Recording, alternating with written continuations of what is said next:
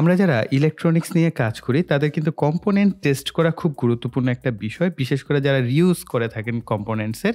দেখা যাচ্ছে কোনো সার্কিট থেকে আপনি একটা ট্রানজিস্টর খুললেন, সেটা ভালো না খারাপ অথবা যারা রিপেয়ারের কাজ করেন তাদের ক্ষেত্রেও কিন্তু অনেক ইম্পোর্টেন্ট। আপনি একটা ইনভার্টার খুললেন, সেই ইনভার্টারের যে মোসফেটটা রয়েছে সেটা ভালো না খারাপ সেটা কিন্তু আপনার যাচাই বাছাই করার প্রয়োজন হয়ে থাকে। তো এই সমস্ত জিনিসের জন্য আমাদের এই ডিভাইসটা খুবই গুরুত্বপূর্ণ এবং দরকারি। কারণ আমরা এই ডিভাইসটির সাহায্যে যেকোনো ধরনের ট্রানজিস্টর, মোসফেট, ট্র্যাক এই জাতীয় জিনিসপত্রকে টেস্ট করতে পারবো। অর্থাৎ যাচাই করে দেখতে পারবো যে সেই ডিভাইসটা অর্থাৎ সেই কম্পোনেন্টটা ভালো আছে নাকি খারাপ। এছাড়াও এইখানে যদিও আমি এটাকে ট্রানজিস্টর টেস্টার বলছি, অল কম্পোনেন্ট ডিভাইস এটাকে বলা হলেও আমি যেটা এনালাইজ করে পেয়েছি এইখানে যে প্রোগ্রামটা করা হয়েছে এই প্রোগ্রামটা মূলত ট্রানজিস্টর, মোসফেট, ট্র্যাক এই জাতীয় কম্পোনেন্টের জন্য খুব ভালো পারফরম্যান্স করে। কিন্তু ক্যাপাসিটর বা এই জাতীয় জিনিসের ক্ষেত্রে ভ্যালু পারফেক্ট দেখায় না। তো সেই কম্পোনেন্টটা যদি ড্যামেজড হয় বা খারাপ হয় সেটা ঠিকঠাক মতো আপনাকে দেখাতে পারবে। অর্থাৎ আপনি টেস্টার বলতে এটা ভালো না খারাপ সেটা অনায়াসে টেস্ট করতে পারবেন। কিন্তু ট্রানজিস্টর, মোসফেট এই সমস্ত ক্ষেত্রে কিন্তু আপনি জানতে পারবেন এটার কত নাম্বার পিন কি। অর্থাৎ আপনি দেখা গেল অনেক ক্ষেত্রে পুরাতন সার্কিট থেকে যখন ট্রানজিস্টর গুলো ব্যবহার করা হয় সেই ট্রানজিস্টরের কিন্তু মানগুলো ট্রানজিস্টরের কিন্তু মডেল নাম্বারটা আপনি ক্লিয়ার দেখতে পারেন না এবং এটা কি এনপিএন না পিএনপি সেটাও আপনি জানতে পারেন না। তখন কিন্তু খুব অনায়াসে আপনাকে এই ভ্যালুগুলো দেখিয়ে দিবে আমাদের এই ডিভাইসটি। এছাড়া মোসফেটটা আপনার P channel MOSFET, N channel MOSFET, মোসফেটের কোন পিনটার কি না, গেট, ড্রেন, সোর্স সেই জিনিসগুলো কিন্তু আইডেন্টিফাই করে আপনাকে দেখিয়ে দিবে। বুঝতেই পারছেন খুবই কাজের এবং দরকারি একটি ডিভাইস আমরা এই ভিডিওটির সাহায্যে তৈরি করব। তার জন্য অবশ্যই ভিডিওতে লাইক, কমেন্ট এবং শেয়ার করবেন। তো চলুন আর কথা না বাড়িয়ে ভিডিওটি শুরু করা যাক। আমাদের কাছে jlcpcb.com থেকে অনেকগুলো পিসিবি বোর্ড পাঠানো হয়েছে। তো চলুন দেখা যাক কি কি পিসিবি বোর্ড আমি আপনাদের জন্য নিয়ে আসলাম। খুব সুন্দর একটা পলির ভিতরে পিসিবি বোর্ডগুলোর যে বক্সটা সেটা রাখা হয়। খুব সুন্দর একটা বক্সের মধ্যে কিন্তু আমাদের পিসিবি বোর্ডগুলো এসেছে এবং এখানে জেএলসি পিসিবি লেখা রয়েছে এবং অ্যাক্সেলারেটিং ইওর ইনোভেশন এই কথাটাও লেখা রয়েছে। এরপর আমরা যদি বক্সটাকে ওপেন করি, হোল র্যাপ দেওয়া রয়েছে। এখানে দেখতে পাচ্ছেন আমি বিভিন্ন কালারের পিসিবি বোর্ড কিন্তু অর্ডার করেছি। গ্রিন, রেড, পার্পল বিভিন্ন কালারের আছে এবং বিভিন্ন ডিজাইনের কিন্তু বিভিন্ন কাজের জন্য আমি পিসিবি বোর্ডগুলোকে অর্ডার করে এনেছি। এটা হচ্ছে পার্পল কালার আর এটা খুবই সুন্দর করে প্যাকিং করা আছে। এটা ইয়েলো কালার। এটা মূলত অনু রাউটারের জন্য ইউপিএস আপডেটেড ভার্সন যেটা, এটা হচ্ছে হোয়াইট কালার। পিসিবি বোর্ডগুলোর যে হোল কোয়ালিটি, থিকনেস সমস্ত বিষয় কিন্তু বেশ প্রফেশনাল মানের এবং হাই কোয়ালিটির হয়ে থাকে। হাই কোয়ালিটি এবং প্রফেশনাল মানের পিসিবি বোর্ড অর্ডার করার জন্য ভিজিট করুন www.jlcpcb.com। এই ওয়েবসাইটে আসার পর তাদের যে প্রাইসিং গুলো রয়েছে, যে সার্ভিসটা নিতে চান সেই সার্ভিসের প্রাইসিং গুলো এখান থেকে পেয়ে যাবেন এবং এখান থেকে আপনারা চাইলে অর্ডার করতে পারবেন। এখানে সমস্ত ডিটেলস রয়েছে। উপরের দিকে যদি আপনারা দেখেন $30 সেভ রয়েছে on our premium 6 layer PCB. যারা কিনা চাচ্ছেন 6 লেয়ার পিসিবি বোর্ড অর্ডার করতে তারা কিন্তু এখনই করতে পারেন। এছাড়াও $10 অফ রয়েছে মাল্টি কালার সিল্ক স্ক্রিন পিসিবিতে। PCB layout service from 0.46 per pin, premium FPC only $2। DMF এর জন্য রয়েছে JLC PCB DMF free online DMF tool. আমরা আমাদের যে গার্বার ফাইলটি আছে এখান থেকে অ্যাড গার্বার ফাইল সিলেক্ট করে গার্বার ফাইলটিকে আপলোড করে নিব। এখানে আপনারা গার্বার ভিউটা দেখতে পাবেন। এরপর আপনারা আপনাদের কাঙ্ক্ষিত কালারটা সিলেক্ট করে দিবেন। তাহলে আপনারা এখানে কালারটা দেখতে পাবেন যে আপনি কোন কালারের পিসিবি বোর্ড অর্ডার করতে চাচ্ছেন। এরপর আপনার কোয়ান্টিটির পরিমাণটা সিলেক্ট করে দিন। এরপর সেট টু কাট করুন। এখান থেকে ভিউ কাট সিলেক্ট করুন। এখানে প্রোডাক্টটি সিলেক্ট করে সিকিউর চেকআউটে ক্লিক করুন। এখানটায় আপনার যে শিপিং অ্যাড্রেস রয়েছে সেটা ঠিকঠাক মতো দিয়ে কন্টিনিউ করুন। শিপিং মেথড সিলেক্ট করুন, দেন কন্টিনিউ করুন। এরপর ডেবিট কার্ড বা মাস্টার কার্ডের সহযোগিতায় অর্ডার সম্পূর্ণ করুন। আমাদের এই ডিভাইসটি তৈরিতে প্রয়োজন হবে OLED 0.96 ইঞ্চির ডিসপ্লে একটি, আরডিনো ন্যানো বোর্ড একটি, এই ধরনের 4 পিনের পুশ বাটন সুইচ একটি। আরডিনো ন্যানো বোর্ডকে পিসিবি বোর্ডের সাথে কানেকশন করার জন্য এই ধরনের কানেক্টর প্রয়োজন হবে। 570 কিলো ওহম মানের রেজিস্টর, 680 ওহমের রেজিস্টর, একটি 10K রেজিস্টর, আরো কিছু কানেক্টর। এই ডিভাইসটি তৈরিতে আসলে খুবই কম পরিমাণ কম্পোনেন্টের প্রয়োজন হবে। কম্পোনেন্টগুলোকে আমাদের এই পিসিবি বোর্ডে সোল্ডারিং করে নিব। 680 ওহম মানের 3টি রেজিস্টরকে আমরা পিসিবি বোর্ডে প্লেস করে নিব।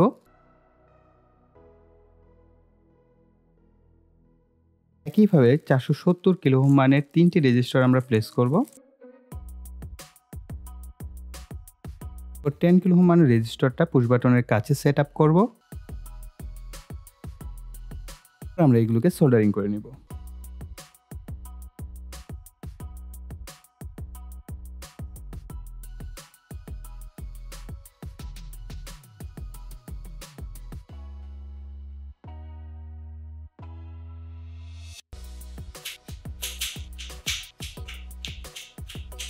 OLED ডিসপ্লের জন্য এই ধরনের 4 পিনের কানেক্টর ব্যবহার করব। আরডিনো ন্যানো বোর্ডকে প্লেস করার জন্য আরো বেশ কিছু কানেক্টর এখানে ব্যবহার করব।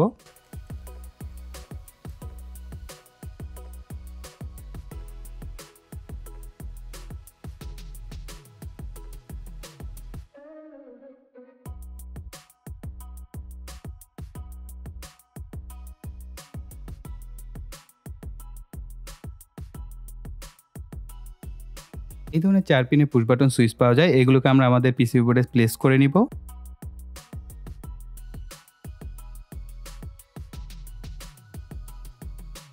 এখানে আমরা মেল টু মেল কানেক্টর ব্যবহার করব। এখানে মেল টু মেল কানেক্টরগুলোকে কিছুটা বাঁকা করে নিচ্ছি।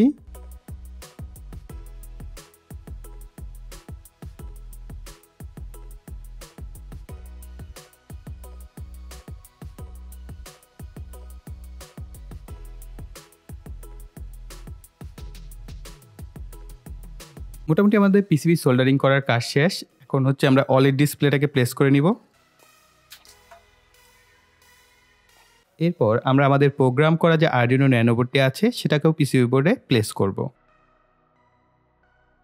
এই হচ্ছে আমাদের সার্কিট ডায়াগ্রাম। খুবই সিম্পল একটা সার্কিট ডায়াগ্রাম। জাস্ট পুশ বাটনে এখানে একটা 10 কিলো ওহম রেজিস্টর ব্যবহার করবেন। আর এইখানে আপনি D13, D12, D11, D10, D9, D8 এই পিনগুলোতে হচ্ছে এই রেজিস্টর গুলোকে এইভাবে ব্যবহার করতে হবে। 680 ওহম এবং 470 কিলো ওহম মানের রেজিস্টর কিন্তু এখানে ব্যবহার করা হয়েছে। এর বাইরে কোনো রেজিস্টর নাই। জাস্ট 10 কিলো ওহমের একটা রেজিস্টর লাগবে আর পুশ বাটন। আপনারা কিন্তু এই যে সার্কিটটা এটাকে ফলো করে আপনারা আরডিনো ন্যানোর সাহায্যে খুব সহজে কিন্তু ভ্যারোবোর্ড বা ব্রেডবোর্ডও ডিজাইন করতে পারবেন। আহামরি কোনো কিছুই নাই। তো আপনারা কিন্তু এই প্রক্রিয়াটা এপ্লাই করে দেখতে পারেন যে আপনার ডিভাইসটা কাজ করে কিনা। যদি কাজ করে দেন আপনারা চাইলে পিসিবি বোর্ড অর্ডার করতে পারেন এবং পিসিবির যে কার্ভার ফাইল আমি ভিডিও ডেসক্রিপশন বক্সে দিয়ে দেবো। আপনারা চাইলে সেখান থেকে ডাউনলোড করে ব্যবহার করতে পারেন। আর এই হচ্ছে আমাদের কোড। দেখতেই পাচ্ছেন বিশাল বড় লম্বা চড়া কোড। টেনশনের কোনো কারণে আমি ভিডিও ডেসক্রিপশন বক্সে কোডটা দিয়ে দিব। এই কোডে উল্লেখ করার বিষয় যেটা সেটা হচ্ছে এটা লাইব্রেরি ফাংশন গুলো অবশ্যই প্রপারলি আপনাদের ইনপুট করতে হবে। যদি আপনার লেটেস্ট আরডিনো আইডি যেটা আছে সেটা যদি ইনস্টল করা থাকে তাহলে তো কোনো কথা নাই। সহজে আপনারা এই যে লাইব্রেরি গুলো আছে সেগুলো ইনস্টল করে নিতে পারবেন। লাইব্রেরি গুলো এই যে দেখেন যতগুলো লাইব্রেরি আছে avr/io.h, util/delay.h এই প্রত্যেকটা লাইব্রেরি কিন্তু আপনাকে ইনস্টল করতে হবে। লাইব্রেরি ইনস্টল করার জন্য বাম পাশে অপশন রয়েছে লাইব্রেরি। আপনি জাস্ট আপনার যেই লাইব্রেরিটা প্রয়োজন এখানটায় সেটার নাম লিখে দিবেন। দেন আপনার সামনে এরকম অপশন আসবে। জাস্ট ইনস্টল বাটনে প্রেস করলে সেটা কিন্তু ইনস্টল হয়ে যাবে। ধরেন আমরা যদি এলসিডি লাইব্রেরি ইনস্টল করতে চাই, এলসিডি লিখলাম, তাহলে আমাদের সামনে লিকুইড ক্রিস্টাল যে লাইব্রেরিটা সেটা চলে আসছে। আমরা চাইলে এটাকে ইনস্টল প্রেস করলে এটা ইনস্টল হয়ে যাবে। এভাবে আমাদের যেই লাইব্রেরিটা এখানে দেখবো এরর যদি আসে এই নিচের দিকে লেখা উঠবে যে এই লাইব্রেরিটা নট ফাউন্ড বা মিসিং। জাস্ট আপনি তখন ওই লাইব্রেরিটা এখানে লিখে সার্চ করবেন আর এখান থেকে ইনস্টল করে ফেলবেন। ব্যাস, পরে আবার কম্পাইল করবেন, দেখবেন আপনার ফাইলটা কম্পাইল হয়ে গেছে। আমি কোডটা ভিডিও ডেসক্রিপশন বক্সে দিয়ে দিব। এর স্কিমেটিক যাবতীয় ডকুমেন্ট গুলো ভিডিও ডেসক্রিপশন বক্সে দিয়ে দিব। অনেক সময় আপলোড করার পর আমার মন থাকে না, আপনারা জাস্ট একটু কমেন্ট সেকশন লিখবেন যে ভাইয়া একটু কোডটা বা এটা আবার আপলোড করে দেন। তখন আমি কিন্তু সাথে সাথে আবার ভিডিও ডেসক্রিপশন বক্সে দিয়ে দিই আমার যখনই মনে হয়। কাইন্ডলি যদি আমি ভুলে যেয়ে থাকি ভিডিও ডেসক্রিপশন বক্সে ডকুমেন্ট গুলো না দিতে, আপনারা একটু কষ্ট করে মনে করে দিবেন, এতে করে আমার জন্য সুবিধা হয়। আমি চাই আপনারা এইগুলো নিজেরা প্র্যাকটিস করেন, নিজেরা কাজ শিখেন। তার জন্য কিন্তু এই জিনিসগুলো আপনাদেরকে প্রোভাইড করা হয়। তো চলুন এখন আমরা সরাসরি প্র্যাকটিক্যালে দেখি আমাদের ডিভাইসটা কিরকম পারফরমেন্স করে। অলরাইট, সো আমাদের সার্কিট মোটামুটি ওকে। এখন হচ্ছে আমাদের কাজ পাওয়ার সাপ্লাই দেওয়া। আমি পাওয়ার সাপ্লাই দিচ্ছি। এখানে আমি ইউএসবির সাথে হচ্ছে আমার মোবাইলের যে চার্জার আছে সেটাকে কানেকশন করে নিয়েছি এবং ডিসপ্লেতে দেখতে পাচ্ছেন ট্রানজিস্টর টেস্টার এটা লেখা রয়েছে। আসলে বেসিক্যালি এখানে যে কোডটা আপলোড করা হয়েছে এটা ট্রানজিস্টর টেস্টারের জন্যই বেটার পারফরমেন্স করে। আমি ক্যাপাসিটর বা অন্যান্য যে কম্পোনেন্টস গুলো আছে সেগুলো তো এরকম বেটার পারফরমেন্স পাচ্ছি না। হ্যাঁ, তবে কিছু কিছু ক্ষেত্রে কম্পোনেন্টটা ভালো না খারাপ সেটা আপনি টেস্ট করতে পারবেন, কিন্তু কম্পোনেন্ট ভ্যালুগুলো পারফেক্টলি দেখায় না। ধরেন আপনি ক্যাপাসিটর ব্যবহার করলেন, ক্যাপাসিটরের ভ্যালুটা উল্টাপাল্টা আসবে। যদি ক্যাপাসিটরটা খারাপ হয় তাহলে আপনার এটা ডিটেক্ট করতে পারছে যে এটা ড্যামেজড একটা কম্পোনেন্ট। ওকে, এছাড়া এখানে কোনো ডিটেকশন প্রক্রিয়া নাই বা ক্যাপাসিটরের যে ভ্যালুগুলো অন্যান্য কম্পোনেন্টসের যে ভ্যালুগুলো সেগুলো অতটা পারফেক্ট দেখায় না। কিন্তু এটা যেহেতু ট্রানজিস্টর টেস্টার বলা হচ্ছে, আমরা ট্রানজিস্টরগুলোই টেস্ট করে দেখি। আমার এখানে বেশ অনেকগুলো মডেলের ট্রানজিস্টর আছে, আমরা এগুলো একে একে টেস্ট করব বা চেক করব। আর এইখানটায় বেশ কিছু মোসফেট রয়েছে, আমরা মোসফেটগুলো চেক করতে পারবো। আর ট্রানজিস্টর বলতে এখানে বোঝানো হচ্ছে যে ইলেকট্রনিক যে ধরনের কম্পোনেন্টগুলো আছে 3 টার্মিনালে সেগুলোকে ট্রানজিস্টর হিসেবে ডিটেক্ট করা হচ্ছে। তো আমরা মোসফেটও চেক করতে পারবো, ট্রায়োকও চেক করতে পারবো। সো আমরা এখান থেকে সেগুলো ধীরে ধীরে চেক করবো। এটা হচ্ছে RF260N মোসফেট। আমরা এটাকে চেক করে দেখি। কম্পোনেন্ট প্রেস করার পর আমাদের এই বাটনটাকে প্রেস করতে হবে। আমরা দেখতে পাচ্ছি টেস্টিং এবং এটা হচ্ছে NMOS অর্থাৎ N চ্যানেল মোসফেট। আর এখানে পিন আউট দেখানো হচ্ছে গেট, ড্রেন, সোর্স অর্থাৎ 1 number gate, 2 number drain, 3 number source. এটা হচ্ছে আরেকটা মডেলের মোসফেট IRFP4468 এই মডেলের। সো আমরা এটাও টেস্ট করে দেখি। এটাও N চ্যানেল মোসফেট আমি যতটুকু জানি।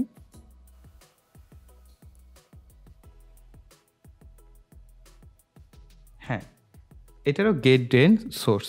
এখানটায় লেখা দেখতে পাচ্ছেন গেট, ড্রেন, সোর্স।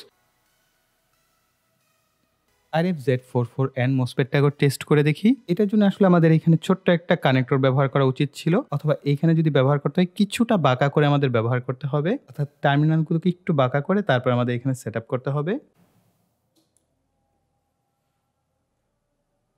আমরা এটাকে উল্টো করে ব্যবহার করায় দেখেন, আমরা এখানে দেখতে পাচ্ছি সোর্স, ড্রেন, গেট, অর্থাৎ গেট, ড্রেন, সোর্স যেহেতু উল্টো করে ব্যবহার করা হয়েছে, এটা আসলে পোলারিটিতে সমস্যা নেই। আপনি উল্টা ভাঁজ যেভাবে ব্যবহার করেন এটা ইউজ করা যাবে। আবার যদি আমরা এইভাবে ইউজ করি,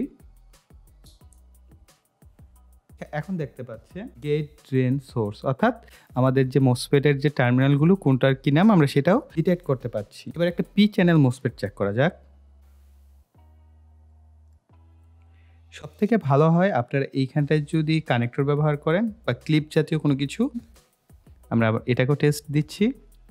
আমরা এখানেও দেখতে পাচ্ছি গেট, ড্রেন, সোর্স, কিন্তু এটা হচ্ছে পি চ্যানেল মোসফেট। হ্যাঁ, পিই মোস লেখা রয়েছে, তার মানে এটা যে একটা পি চ্যানেল মোসফেট সেটাও ডিটেক্ট করতে পেরেছে। আমরা চেক আপ করবো ছোট সাইজের যে ট্রানজিস্টরগুলো আছে সেগুলো। এটা হচ্ছে 2N, 4টা 2, তারপরে হচ্ছে এ যে মডেলের ট্রানজিস্টরগুলো আছে সেগুলো। আমরা এগুলো টেস্ট করে দেখি। NPN ট্রানজিস্টর, সো এটার খুব সুন্দরভাবে দেখানো হচ্ছে ইমিটার বেস কালেক্টর। এটার 1 নাম্বার হচ্ছে ইমিটার, 2 নাম্বার বেস, 3 নাম্বার হচ্ছে কালেক্টর। এটা হচ্ছে BC547। এটাকে আমরা টেস্ট করে দেখি। এটা একটা NPN transistor, collector, base, emitter, S8050। এটা দেখা যাক।